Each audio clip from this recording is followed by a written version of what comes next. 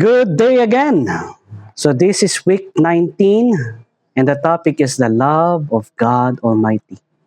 In 1 John chapter 3 verse 1 and 2, the Bible said, "See what great love the Father has lavished on us, that we should be called the children of God."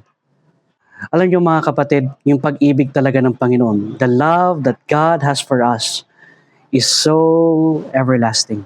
Sabi niya sa John 3:16, "For God so loved the world that He gave His only begotten Son, that whosoever believeth in Him should not perish but have everlasting life."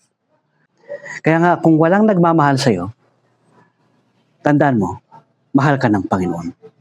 Kailangan natin pansinin kung sino talaga nagmamahal sa atin. At ang nagmamahal sa atin ng katotohanan ay ang Panginoon. Our faces are in God's hand, no? Almighty, to whom I can pleasure confide mine own, sabi niya nun.